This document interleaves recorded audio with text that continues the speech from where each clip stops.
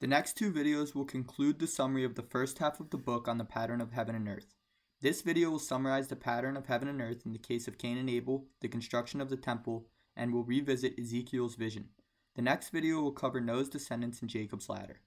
After these two videos, the real fun will begin, where the more complicated patterns of time and space will be explored. Adam's offsprings, Cain and Abel, like Jacob and Esau, are opposite twins and unmistakable cases of heaven and earth. Their story is as follows.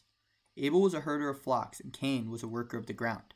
Cain brought an offering to the Lord from the fruits of the ground, and Abel brought an offering from the fat of the firstborns of his flock. The Lord regarded Abel and his offering, but disregarded Cain and his offering. Because Abel deals with animals and Cain with plants, Abel is considered higher up on the hierarchy and associated with heaven, whereas Cain is associated with earth. As a symbol of heaven, Abel is a contemplative individual who is concerned with spiritual matters and the higher meaning of life. Therefore, Abel is responsible for lowering the spiritual into the animal and raising the animal into the spiritual. Because of this, Abel is a prototype of the priestly class. The name Abel means breath, with the connotation of vanity, because Abel is just breath. In other words, he is an individual full of lofty ideas without any facts to support him. On the other hand, as a symbol of earth, Cain is more concerned with possessing the land and dealing with its practical reality. As a farmer, he is responsible for lowering the vegetable into the mineral and raising the mineral into the vegetable. Therefore, the line of Cain is associated with earthly technology, and his offspring are builders and smiths who make tools from refined earth. He is a prototype of the kingly class. The name of Cain means nest, because his function is to build a stable physical reality to host a higher spiritual identity. Because Abel is higher on the hierarchy of vertical space, God accepts the offering of Abel over Cain. Ideally, Cain and Abel should have the proper mediation, where Abel provides spiritual meaning and Cain earthly power. However, a lack of their mediation leads Cain to use brute power to kill Abel. It is important to remember that the name of Adam means humanity. Therefore, the story of Cain and Abel as Adam's offspring simultaneously refers to many levels of reality at once. For example, the interaction between Cain and Abel can be interpreted on the level of spirit and flesh for the individual. In the case of the individual, the proper mediation is required between these two parts so that they are a cohesive whole. If an individual doesn't use their intellect and soul to order their body and tend to its needs, then an individual risks the body overcoming the soul. This could be something like starvation, sickness, or death, or it could mean that the passions of the flesh consume an individual, killing his soul and possessing him, so that he is little more than a beast. Cain and Abel can also refer to the two halves of society. In the case of society, if proper balance is not met between kingly and priestly levels, then society risks fragmentation and collapse. Human civilization requires identity to bind it, and this must come through a priestly class. The identity comes from above and can be found in rituals like holidays that tell a collective story of that civilization and are accompanied by shared values and cultural festivals. Ultimately, the priestly class role is religious. If the soul of a society is neglected, the intellect of man takes over, seeking, in its pride, to create a perfect economic, medical, and legal systems. However, humans are not machines, nor are they legal animals, and there is no point in being healthy or living a long life if that life is miserable. If society forgets the authority of the priestly class and is not bound together through spiritual principles, then it ultimately risks conflating human society to a power game. In this case, tyrannical oppression from above is met with revolution of the lower class from below, which leads to a king who possesses the muscle of the earth, establishing a brutal form of authority. Like Cain killing Abel, this is not ideal and can be avoided by a proper mediation of the priestly and kingly authorities. Not surprisingly, the founding fathers of America placed "In God We Trust" on the American Bill for this reason. Later, the collapse of Christianity in Eurasia led to widespread nihilism, as Europe succumbed to the rule of Cain in World War I and World War II, and Russia to the rule of Cain in the Bolshevik Revolution. Fearing the same thing in America, the phrase "one nation under God" was added to the pledge as a last-ditch effort to unite Americans under heavenly ideals. Unfortunately, if the global community moves into a post-Christian world, the entire world will suffer the fate of Abel under the rule of Cain. It is funny, because the Enlightenment thinkers believe they have moved beyond the story of the Bible because they possess the knowledge of the earth, namely science. However, they They ironically only prove the significance of the Bible because their philosophy has had the exact effect as described in the story of Cain and Abel. The 20th century, the golden age of science and reason, was the bloodiest century in human history. This is because the Bible describes a metaphysical structure of reality in human consciousness. It does not matter what technical knowledge we possess. We are always stuck inside the Bible stories because the Bible stories describe reality, and there is no escape from reality. There is only delusion and mania. Even more interestingly, after Cain is sent into exile, he is given a mark. Although it is too complicated to discuss in this video, the mark is symbolic of a precursor to science, and ultimately becomes the mark of the beast in St. John the Theologian's masterpiece, the last book of the Bible, the Apocalypse. Not surprisingly, in our days, the need to mark everything or account for everything in a grand system, a social system revolving around making sure everyone is marked, has begun to incarnate itself. Okay, enough with my little rant. Following the death of Cain, we read, Adam knew his wife again. She bore a son and called him Seth, for God has set me another seed under Abel because Cain killed him. Seth is a son born in Adam's own image, and therefore represents a return of humanity to its heavenly identity. The same pattern is evident in Seth's offspring, where Enoch is associated with heaven and higher spiritual principles, and Noah dealt with animal and material levels. Noah is associated with Cain, a man of the earth, as he is the one who builds the ark. The next example of the pattern of heaven and earth comes in the construction of the temple. In addition to receiving laws for the people, Moses also received laws about the formation of the temple. The purpose of Mosaic law is to organize the facts of society to embody the Spirit of God. In Exodus, we read, Speak to the children of Israel, to take an offering of gold, silver, and brass, and make me a sanctuary that I may dwell among them. Make the sanctuary according to the patterns I have shown you. Make an ark overlaid with gold, and put the testimony in the ark. You shall make 2 cherubim of gold facing each other at the 2 ends of the ark cover. There I will meet you and speak from between the cherubim. In this case, the plans for the temple include raising and refining matter into precious metals. The temple is analogous to a body, with the purpose of hosting the invisible breath of God. To understand the complexity of laws associated with building the temple, think about the specific way that written marks must be organized on a page to properly host breath or convey spiritual meaning.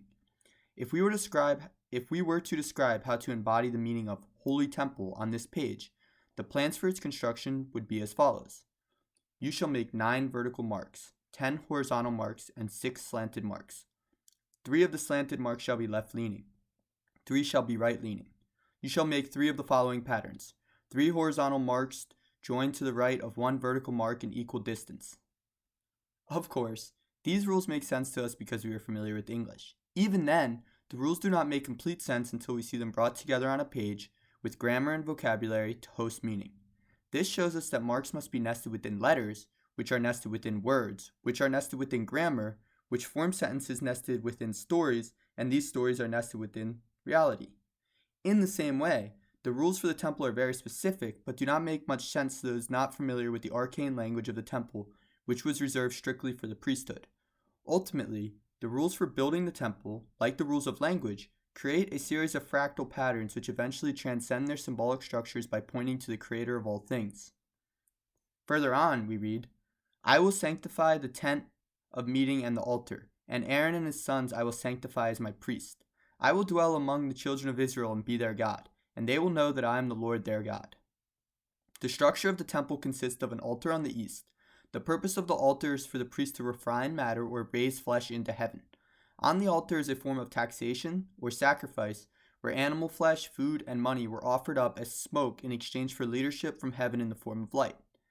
On the other hand, the tent is in the west, which serves the purpose of lowering breath into earth. On the north side of the tent was a table of showbread, which hosted the invisible breath of God. This breath is comparable to the manna in the desert or the bread Sarah offered up to angels. In later Christendom, God symbolically incarnates himself as Jesus Christ, or the bread of life, and this ritual of communion carries on to this day. On the south side was a menorah which transmitted visible light beyond the temple. It is still practiced to this day to light candles in order to receive the light of heaven. Therefore, the altar and tent exchange meaning for matter and vice versa. On the altar, matter is refined and goes up towards meaning. In the tent, a space is created so that meaning can come down and materialize in reality. The holiest place in the temple is the Ark of the Covenant. Located on the westernmost side of the Holy of Holies, the Ark does not merely represent receiving the breath of God as laws from heaven, but rather hosting his physical presence. This is the difference between Adam naming the animals and giving seed to his wife. Ultimately, in the incarnation, the seed of God is placed in the womb of a woman, Mary. The Logos, the central point and nexus of all creation, extends himself from his throne in the heavens the entire way to the pits of hell, unifying everything from kings to beggars, virgins and prostitutes, living and dead, in his living body, the church. Therefore, St. Paul says, "Do you not know that you are a temple of God, and that the Spirit of God dwells in you?" Ultimately, the entire symbolism of the temple is related to the interaction between heaven and earth through several progressive microcosms, and these are brought to completeness through the cosmic mystery of Jesus Christ. To see another example of the symbolism of heaven and earth, we will focus on the role of cherubim in the Bible. We read about cherubim in Genesis, where they are guardians to Eden. God exiled the human, and he placed before the Garden of Eden the cherubim, to guard the way to the tree of life. Another example is given in the tabernacle, where they guard the ark. "You shall make 2 cherubim of gold at 2 ends of the ark cover. Make 1 cherubim at one end and the other cherubim at the other, of one piece with the ark cover. Their wings shall be spread upward, shielding the ark cover, with their faces toward each other. There I will meet you and speak between the 2 cherubim." In this case, the cherubim are guardians of meaning. They guard the mysteries to corporeal reality not yet linked to meaning, posing a riddle or enigma to be solved. They are often depicted as hybrids because there is no category for them, so they take on a mixture of different categories. Unnamed territory is a mystery that could be full of wonderful new possibilities or dangerous life-threatening potential. Solving the riddle of the Sphinx means assigning the proper meaning to the previously unnamed facts of material reality.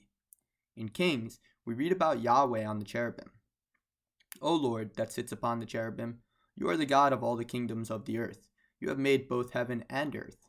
The cherubim are not only the guardians, but also the supporters of meta-knowledge or divine knowledge. As supports, the beasts are like mounts. The rider is Yahweh, or Jesus Christ, because a rider is what informs and gives authority to the mount. In other words, it is Yahweh who holds the light of the world which can answer all riddles. Recall the words of St. John the Theologian in the prologue to the Gospel. "In the beginning was the Logos." With this in mind, we can return to the example of the tetramorph. "As I was among the captives by the river Kabar, the heavens were opened, and I saw visions of God. A stormy wind came up from the north, a great cloud with fire flashing up. From its center came the image of 4 living beings that looked like the image of a human. Each cherubim had 4 faces, a human, a lion on the right, a bull on the left, and an eagle. Over the heads of the living beings was an image of an expanse, and on it was an image of a throne, and on the image of the throne was an image that looked like Adam." In this vision, the symbolism of the lion and the bull is as follows. The lion eats the flesh of the bull, which in turn becomes the flesh that hosts the spirit of the lion. Therefore, there is an interaction between heaven and earth that is similar to an altar and a tent. An altar consumes the flesh of a sacrifice, and the tabernacle hosts heavenly breath. For this reason, the altar is called the lion of God, and associated with the sun, and the tent is associated with the ox and the moon. Importantly, the sun is also associated with the masculine, and the moon with the feminine. As you can see, the pattern of the tetramorph in the temple describe the cognitive structure of consciousness that underlies human understanding of all phenomenon. What else is science other than trying to unify the facts of reality to a complete theory? Consider the riddle posed by a dangerous novel disease with a novel drug. A scientist can attempt to solve the disease with the drug. If he is correct, he has answered the riddle of the Sphinx and can have passage to the truth. If he is wrong, his solution is possibly life-threatening and the Sphinx will kill him or eat him. This is another example of how science is nested inside of the biblical stories. The next video will conclude the section of heaven and earth. After that, the remaining videos will be about the symbolism of space and time.